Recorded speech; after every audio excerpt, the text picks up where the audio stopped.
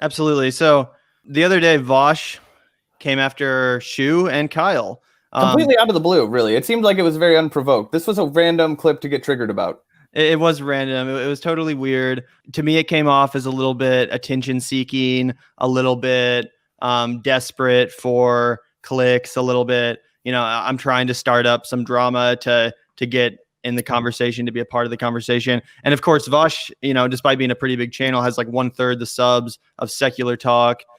So he certainly could benefit from the exposure that would come along with engaging Kyle Kulinski. And needless to say, I think that's probably what the inception of this beef is all about. And now Kyle has responded today in the form of his own video, responding directly to the exact. It was a fat video too. He put it out. It's like 30 minutes. Yeah, it's a long video. Watch the full video if you have a chance. I actually did the honors of kind of cutting a slightly shorter version of this. Gavin did a glamour roll for us with all the spicy moments. Yeah, exactly. But even my edit is still a little bit long. So yeah, this is certainly it's a dense text. Absolutely. And I guess we can just without further ado get right into it. I did the segment the other week about the woke CIA, and I didn't think anything of it. The overwhelming majority of you agreed with the segment, but of course, some people on Twitter clipped it out of context and ran with it, and people who don't like me use that to come after me. Well, to my surprise, perhaps a little bit, somebody who I actually like caught wind of the clip, watched the clip, and responded to it. So this isn't a segment to attack this person. I view this as like an opportunity to further discuss this issue and dive into it and flesh it out and tell people what my position really is and what I think makes sense and what I think doesn't make sense. Intersectional. By the way, oh, sorry. This is in response to that CIA woke ad, which, by the way, was terrible. Okay. No actual person in the real world uses that term unironically. It just doesn't happen. In elitist liberal academic circles, they might talk about this shit, but that's not a normal common person. It's not. There is nobody who's working a 9 to 5 and trying to pay the fucking bills who's also, thinking about intersectionality and being cisgender. That doesn't happen. On top of bringing up intersectionality, she brings up the patriarchy. So now do you see what's going on here? And by the way, this is not going to stop. So this is the CIA's doing it. The FBI is going to do it. The Democratic Party has been doing it for the longest time. I'm not for Medicare for all. I'm not for free college. I'm not for a living wage. I'm not for ending the wars. I'm not for ending the drug war and freeing the nonviolent drug offenders. I'm not for any of the actual policies that are important and would fix the country and make everything better. But I will say the word intersectional. And I will give you my pronouns in my bio. And I will create an identity around my generalized anxiety disorder and make you feel like I'm relatable. I will, say I'm on the LGBTQ spectrum, or I'm cisgender, or, I believe in diversity and I have people of color in my family, or I'm a person of color. He's not talking about Elizabeth Warren directly, everything when it comes to labels, social issues. And by the way, it's hilarious that the CIA is doing the Democratic Party trick. I believe in diversity. I'm strong. I'm proud. I'm a daughter of immigrants. I'm a woman of color. I'm perfectly made. I'm proud of me. I'm a cisgender millennial. I have generalized anxiety disorder. I'm intersectional. I despise the patriarchy. And by the way, my main job is going to be to press the button on the drones that blows up innocent people overseas. There's the clip. There are a few others that follow it, but that's the main one. We can talk about that. I appreciate all the people in chat getting angry at Kyle Kulinski for saying exactly the sort of thing that I've said in the past, at least sometimes. So let's talk about what we liked and what we don't like, okay? So here are the things that I like. A lot of what he says for the majority of this video is kind of a paraphrasing of something Malcolm X once said about the symbolic gestures, the symbolic concessions. I'm not familiar with the full, or I don't remember the full quote. But the idea is essentially this. The elites, we can talk about politicians, we can talk about the CIA, we can talk about corporations, whatever, people with social power, are more comfortable placating to what we consider to be intersectional demands, intersectional wishes, than they are meaningful class-based issues. And that is completely true. I'm only pointing out that to conflate intersectionality and liberal identity politics just because the CIA used the term intersectionality in an advertisement is very irresponsible to me. And the opening statement from Kyle Kulinski, only liberal academics talk about this, strikes to me very similar to this really bad tendency I see from some populists online, where when they say the working class, what they mean is the white working class. There's a bit of an overlap there. Oh, the regular people, they don't deal with intersectionality. This is an academic thing. Well, to be fair, Marxist analysis is also not something the average person banties about, but the ideas are relevant to everyone. And to say it like that, it kind of makes it seem like, oh, progressivism, intersectionality, these are like frivolous, offhand issues cared about only by a collection of soy face. By the way, it's also Kyle Kulinski's opinion that the left shouldn't be like overemphasizing Marxism and all these. I was going to make that exact point. Soviet era terms theory all the time. Yeah, exactly. So anyway, that's just a dumb point. Again, he's just completely wrong. Just like his shot about Tucker Carlson. But anyway. Yeah, it's so stupid. Academic elites. Real people care about working class issues. Hey, well, the most predominant working class demographic in America is and always has been brown and black people. If you want to criticize liberal idpol, go for it. God knows I do it. I do it all the time. But do not diss intersectionality or intersectional analysis just because the terms associated with it get misused, get cynically employed by corporations. Here's an interesting hypocrisy that I've noticed.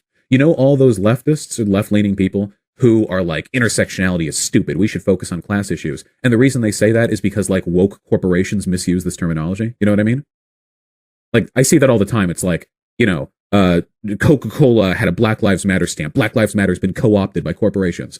Why don't the types of people who say that ever complain about working class issues being co-opted by Tucker Carlson? But so to be fair to Vaush, I don't know if that last comment was directed at me, or I don't know if it's directed at some nondescript, populist lefty that he's talking about who's online.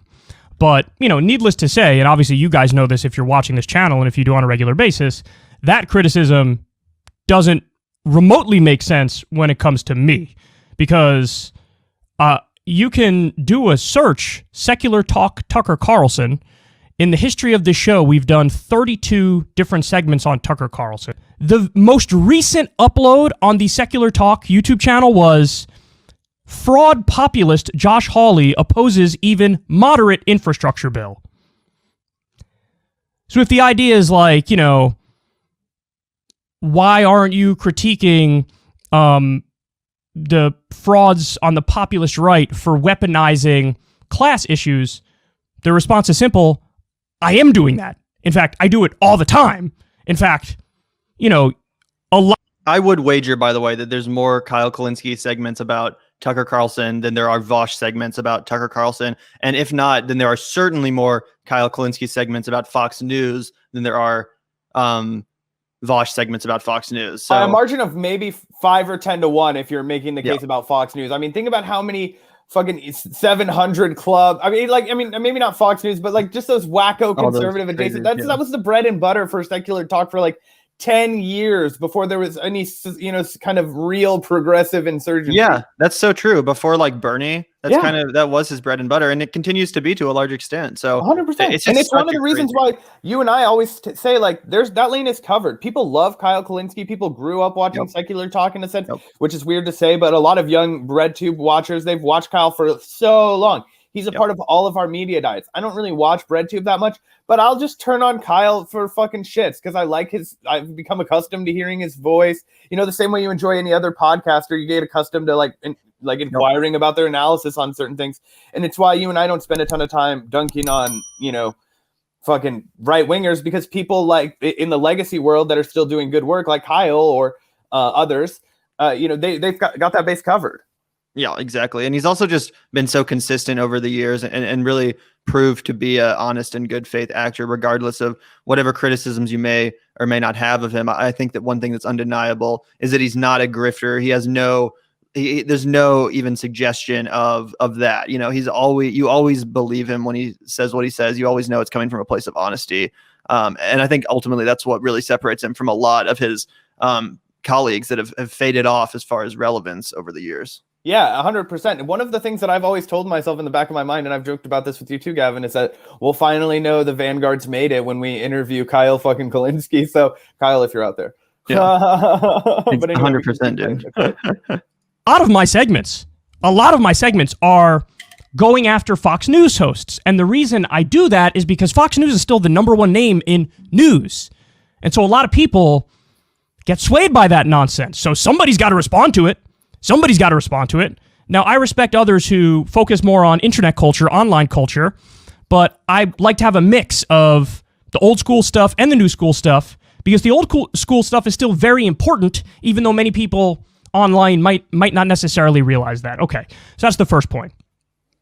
The next one is, he says it sounds a lot like when I or people like me bring up the working class. It sounds a lot like I'm referring to the white working class only. I want to be clear about this. That 100% is not what I'm referring to. And I considered that so obvious that to make a distinction and be clear that I'm not referring to only white people seemed silly to me. But having said that, there's clearly a number of people who don't see it that way. Vaush is not the only person making these sorts of criticisms. There are others as well, and I'm going to get to one in a little bit. I like Vaush, and I actually like the other guy who criticized me, but I'm going to respond to the other guy's tweet as well in a little bit.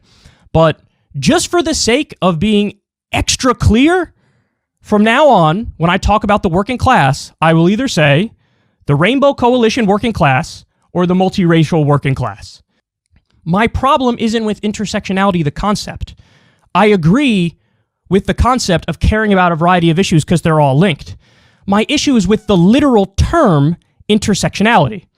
And the reason I have an issue with the literal term is because it's insular and off-putting to most normal people. Now, people also come after me for saying most normal people. When I say most normal people, I include people of color. I include the LGBTQ community. I'm talking about the overwhelming majority of people, full stop.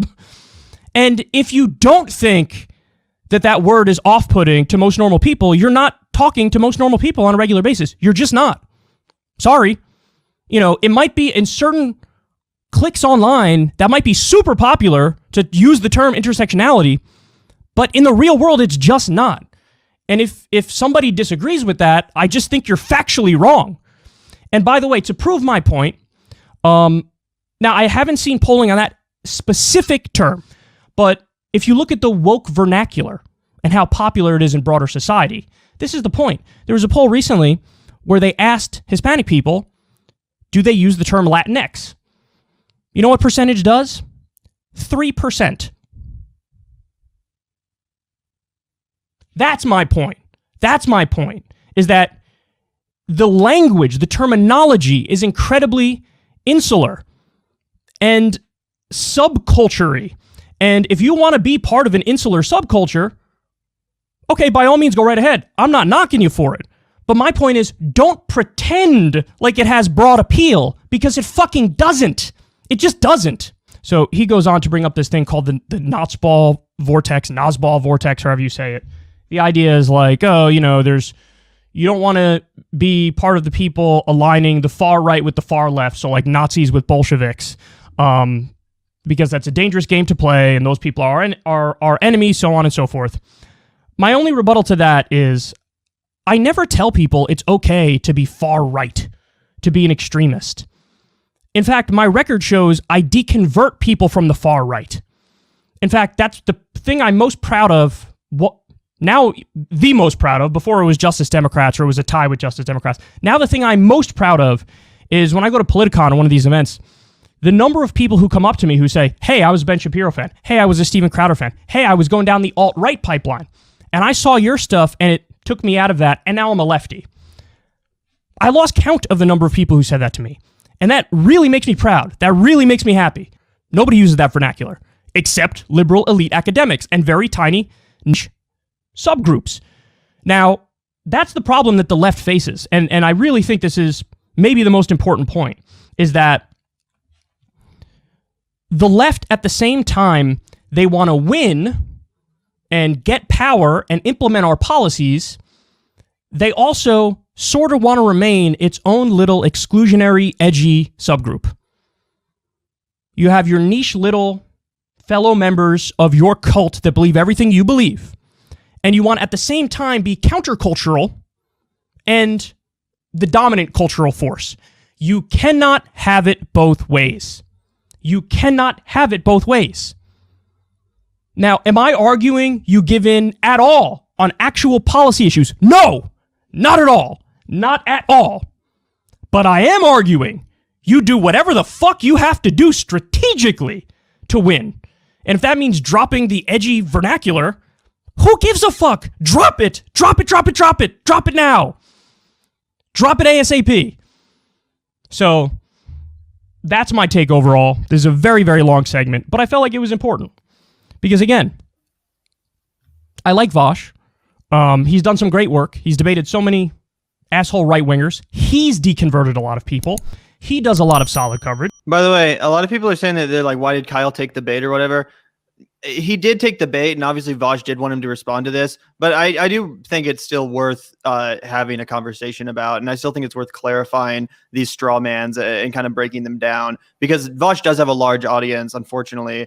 He does reach a lot of people and is quite influential. So I mean, I don't think Kyle needs to like obsess over every criticism that's made over him. But I do think it's worth clearing it up, just because there are these kind of strawmans out there about leftist and it's populism. so easy to dismantle it, especially from Kyle's position. You know what I mean? He has all of the receipts. He can be like, I've made 32 videos about Tucker Carlson. Yep. What are you talking about?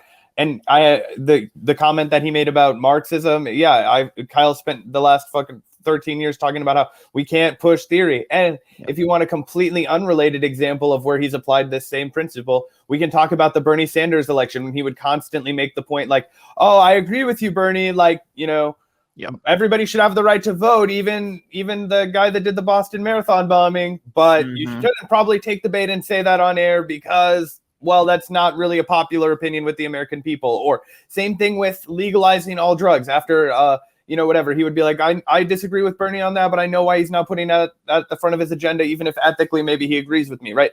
He would be like, that's not where the American people are polling right now. He should be pushing decriminalizing drugs, not, making them legalized, whatever. So at least not while he's running a campaign. Yeah, right. Exactly. Right. And he would say, I'm not saying Bernie should compromise these positions, but if you're being smart, you have to put some things at the front and, some things in the back. And, that's Kyle's political analysis, and, that's not just being applied consistently. Yeah, exactly. It's not like he just brings that point up when he's talking about intersectionality or like gender issues or LGBT issues or whatever. That's like his across the board, very consistent position. I did want to play the very last end of this because I think there's one moment worth reacting to, but we're almost done with this video, guys. Just hold tight. Him and I have disagreements, but that's fine. You disagree with a lot of people, right? Like, you're never going to agree with somebody on everything. But this needed clarification, and this issue needs to be dissected more, because there's just this straw manning of people who are on the populist left as if, we're somehow a few steps away from fanboying Tucker Carlson or some shit, when I would put my record of calling out Tucker Carlson's bullshit against fucking anybody. That's not an ancillary point. It's not a coincidence that I'm also super fucking tough on that guy. I'm gonna call out the bullshit wherever I see it. That's what I'm gonna do. And if sometimes it happens to be at targets that are sacred cows on the left, too fucking bad. Too fucking bad. Because I'm interested in actually winning and getting our policies implemented. So anyway, I want to give Vaush an open invitation to come on Krystal, Kyle, and Friends. It'll be a friendly conversation. We can dive into this issue and many more issues.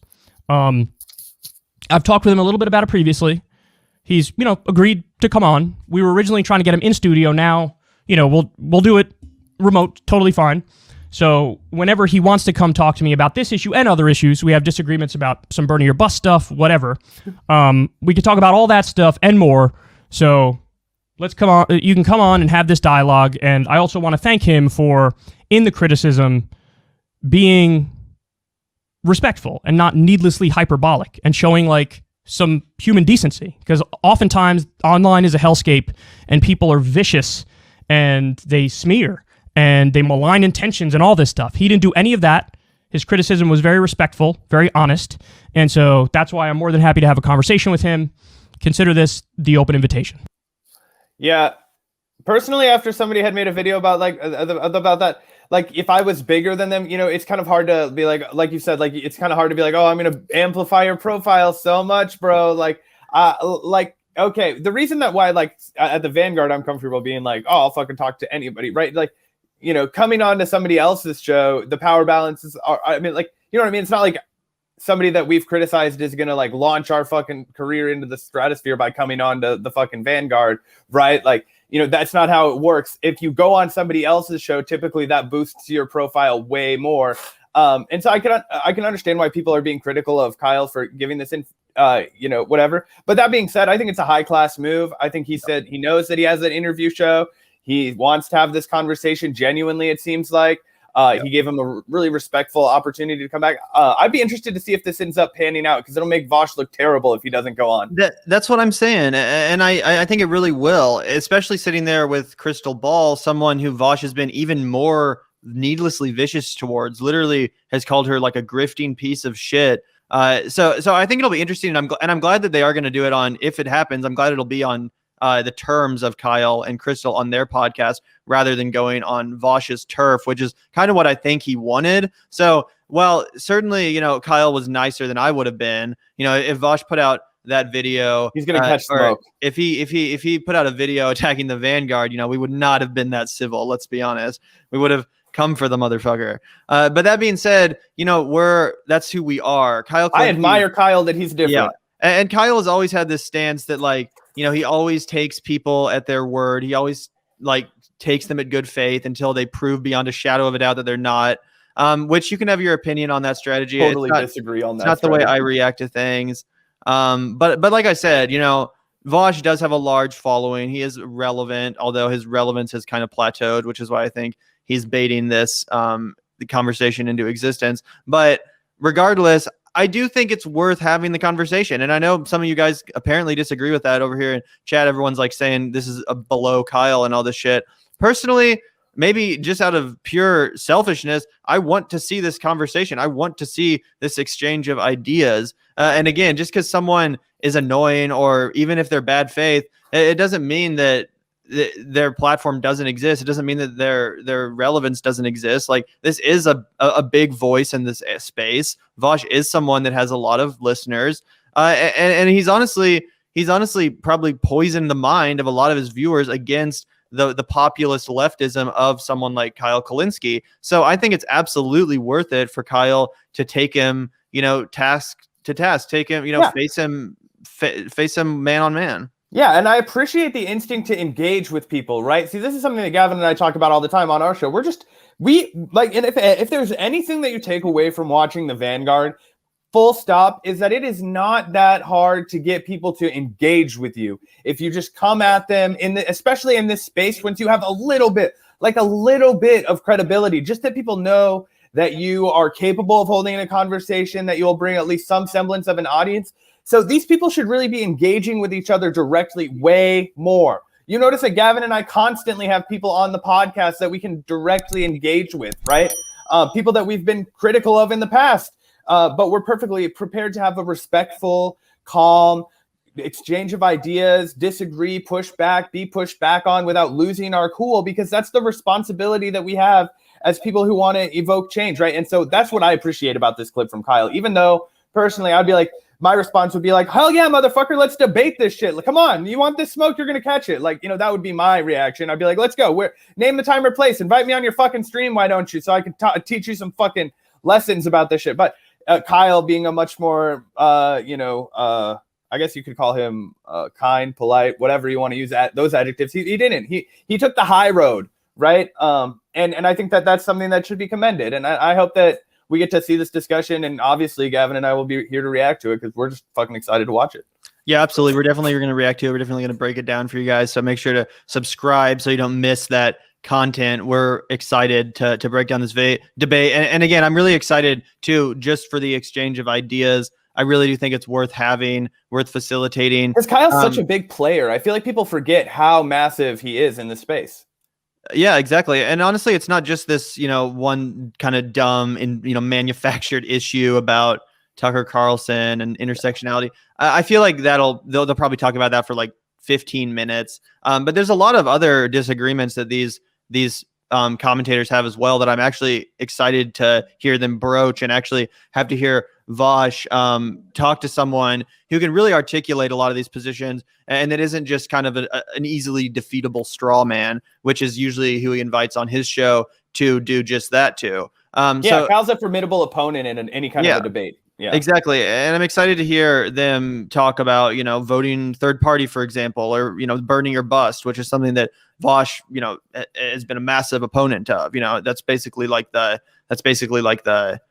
point of his channel, or it was for a long time. He died on. Yeah, exactly. So, these are two, giants in this space. Let's be honest. It's about time they talk. There's no reason we have to be afraid of a dialogue. And even if Kyle Kulinski is above this, we're in between election years. What the fuck else do breadtubers have to do but talk to each other, and strategize and iron out our differences right now.